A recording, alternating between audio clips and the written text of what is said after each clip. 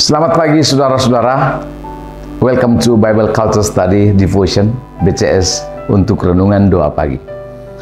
Renungan kita pada pagi hari ini dari 1 Petrus pasal 2 ayat 16 sampai 17. Saya baca untuk kita. Hiduplah sebagai orang merdeka dan bukan seperti mereka yang menyalahgunakan kemerdekaan itu untuk menyelubungi kejahatan-kejahatan mereka. Tetapi hiduplah sebagai hamba Allah. Ayat 17, hormatilah semua orang, kasihilah saudara-saudaramu, takutlah akan Allah, hormatilah raja. Ini menarik. Renungan kita pagi hari ini adalah judulnya hidup sebagai orang yang lahir baru. Hidup sebagai orang yang lahir baru. Menarik karena 1 Petrus ini ditulis kepada perantau-perantau atau orang Kristen yang merantau pada saat itu. Tapi konteksnya ini adalah orang Kristen yang sudah lahir baru dan pada saat itu mengalami penganiayaan, penolakan, pengadilan, pemenjaraan, persekusi dari kekaisaran tentara Romawi pada saat itu. Nah, itu sebabnya Petrus merasa perlu mengirimkan surat ini untuk meneguhkan, untuk menguatkan orang-orang Kristen lahir baru yang sedang mengalami penganiayaan pada saat itu. Nah, itu sebabnya kalau kita lihat di pasal setelahnya, pasal 3 ayat 1 sampai 22, Petrus berkata, hidup harus tetap jadi berkat. Kemudian di pasal 4, hidup harus tetap benar secara sosial. Kemudian berikutnya di pasal 5, hidup harus respon dengan panggilan. Jadi 3 hal ini menjadi sebuah seruan yang sangat serius dari Petrus kepada orang-orang Kristen lahir baru. Nah, pertama tadi hidup tetap jadi berkat bahkan kepada pemerintahan sekalipun, meskipun, nah ini menarik saudara-saudara, meskipun Petrus tahu orang-orang yang dia minta untuk menghormati raja itu adalah orang-orang yang dianiaya oleh raja. Artinya apa saudara-saudara? Firman Tuhan melalui Petrus berkata, kamu harus menghormati raja meskipun mereka menganiaya kamu. Ini bukan sesuatu yang mudah. Tetap menghormati kekaisaran atau pemerintahan pada saat itu yang notabene adalah pemerintahan yang membuat orang-orang Kristen pada saat itu menderita, teraniaya, dan cenderung pekerjaan-pekerjaan Tuhan pada saat itu hendak dihambat. Nah, tapi Petrus berkata bahwa engkau ini adalah orang yang sudah merdeka. Harusnya kamu tidak boleh lagi dikuasai oleh kebencian, oleh kepahitan, oleh kegeraman, oleh kejengkelan, oleh kemarahan kepada pemerintah-pemerintah itu. Nah, itu sebabnya Petrus mengingatkan mereka, walaupun dianiaya, hidup harus tetap menjadi berkat. Hidup harus benar secara sosial, tapi yang ketiga, hidup juga harus meresponi panggilan Tuhan. Nah, kalau kita lihat kata merdeka di sana, saudara-saudara, hidup menjadi orang yang merdeka, itu dari kata eleutheria. Kata merdeka dalam bahasa Yunani itu ada 4. Exousia, itu merdeka atau bebas dari segi otoritas. Artinya sebenarnya kita menjadi orang Kristen ini kita merdeka dari otoritas apapun. Kita tunduk kepada firman Allah. Yang kedua, kata merdeka yang kedua adalah apesis. Ini kita merdeka untuk mengampuni. Artinya setiap orang yang lahir baru dimampukan oleh Tuhan untuk mengampuni. Yang ketiga, anesis. Ini bebas secara hukum. Nah, yang digunakan di 1 Petrus pasal 2 ayat 16 sampai 17 itu adalah dari kata eleutheria. Eleutheria artinya bebas sebagai orang yang telah lahir baru. Merdeka dari segala ikatan apapun. Maka pasal 2 ayat 11 kita bisa menjauhkan diri kita dari keinginan daging. Pasal 2 ayat 12 kita bisa menang atau bebas untuk melawan fitnah. Yang ketiga, pasal 2 ayat 15 kita bebas untuk tetap berbuat baik kepada siapapun. Nah, ini menarik saudara-saudara. Kata eleutheria, merdeka, itu artinya kita mengasihi orang tanpa status, tanpa ikatan apapun. Karena kita adalah orang yang sudah merdeka di dalam Kristus. Tidak ada ikatan apapun yang bisa mengikat kita. Nah, jadi eletoria, merdeka. Kalau saudara hanya taat kepada guru saudara, karena status Anda sebagai murid, maka Anda hanya taat ketika di sekolah. Kalau kita taat sebagai anak, karena status kita sebagai anak, lalu kita taat kepada orang tua, maka kita hanya taat di rumah. Itu maksudnya kita taat karena status-status tertentu. Kalau saya melayani karena saya, gelar saya, status saya, posisi saya adalah penginjil atau pelayan Tuhan dari sinode, maka saya hanya akan melayani berdasarkan aturan-aturan sinode tertentu. Nah, tapi Petrus mengingatkan bahwa kamu adalah orang yang sudah merdeka.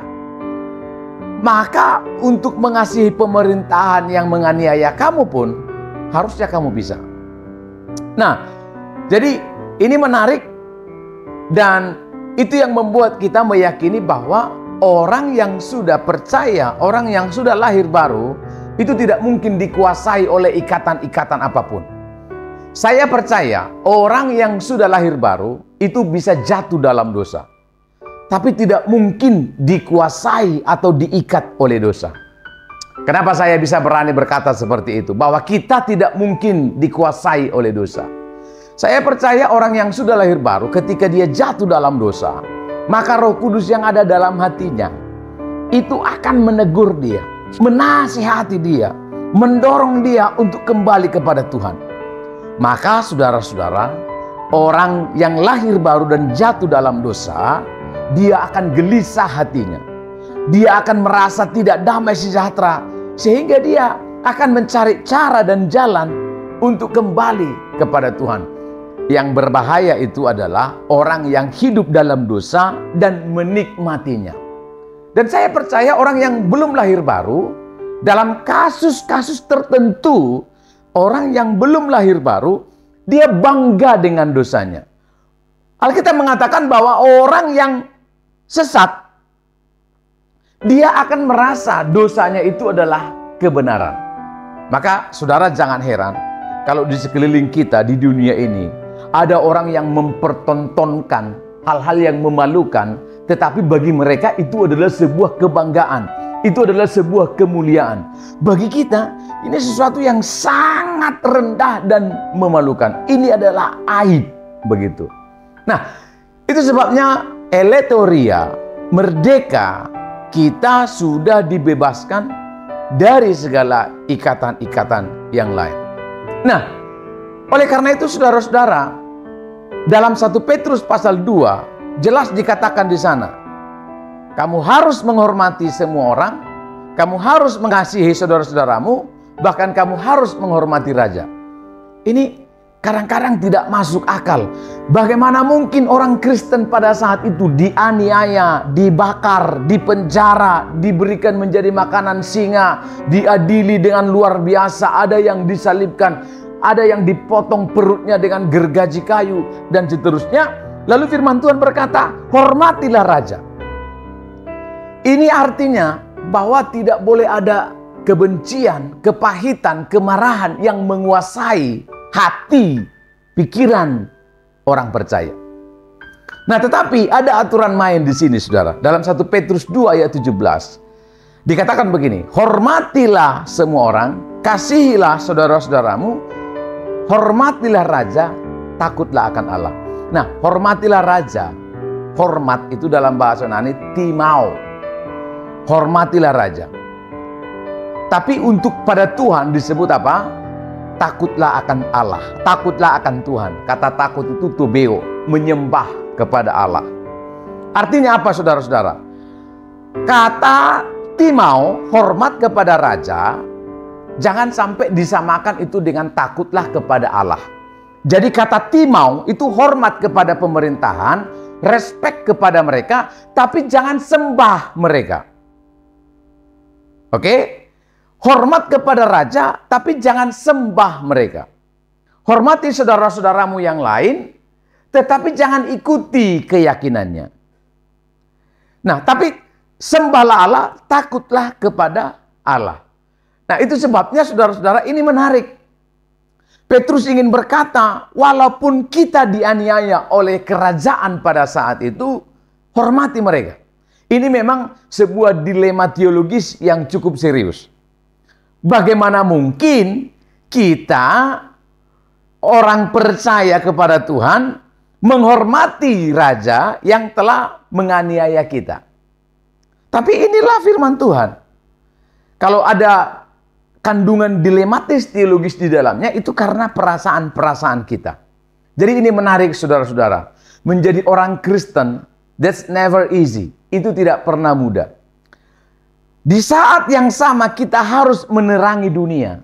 Tetapi pada saat yang sama kita harus berperang dengan dunia. Pada saat yang sama kita harus mengasihi ciptaan Allah di dunia ini. Tapi pada saat yang sama kita tidak boleh mengikuti dunia ini. Nah, ini menarik.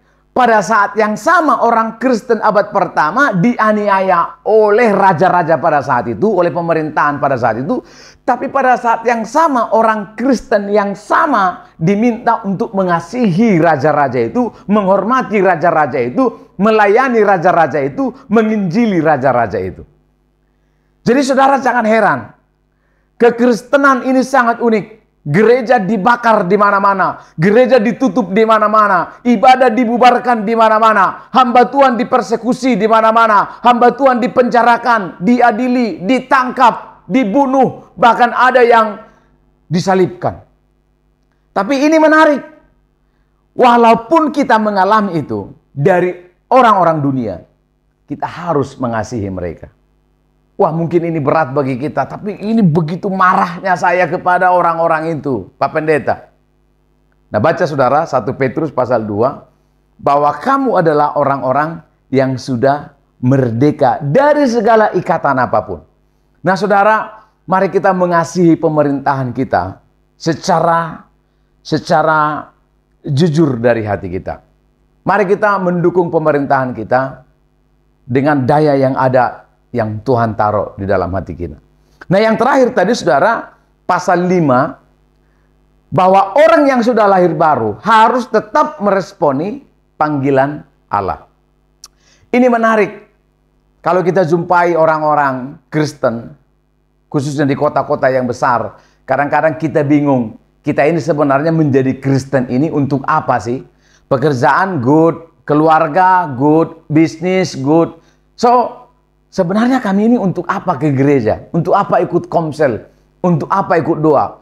Kenapa? Karena everything is good. Everything is running well. Semuanya berjalan dengan baik. Nah, saudara baca Alkitab saudara. 1 Petrus pasal 5 berkata, bahwa kamu harus menggunakan karunia-karunia yang Tuhan percayakan kepadamu. Dalam Alkitab ada minimal 28 karunia seperti yang ditulis dalam 1 Korintus, Roma, dan beberapa surat yang lain. Minimal 28 karunia. Itu harusnya orang yang sudah lahir baru menurut 1 Petrus pasal 2 dan pasal 5, maka mereka tidak bisa pasif. Maka mereka tidak bisa hanya datang ke gereja lalu beribadah, lalu pulang ke rumah. Mereka harus melihat karunia apa yang Tuhan percayakan dalam diri saya ini, dalam hidup saya. Kira-kira Tuhan panggil saya, Tuhan tebus saya. Kira-kira Tuhan mau buat apa untuk saya. Kira-kira peran apa yang pas sesuai dengan panggilan Tuhan atas diri saya untuk pekerjaan Tuhan. Nah saudara, itu sebabnya kita tidak boleh pasif. Kita tidak boleh berhenti hanya datang ke gereja, memberikan persembahan dan perpuluhan. Karena saya percaya, setiap orang yang percaya kepada Yesus, ada Roh Kudus yang memateraikan karunia-karunia di dalam dirinya, minimal 1 karunia. Dan one day, satu saat nanti, kita akan mempertanggungjawabkan seluruh karunia yang ada dalam diri kita.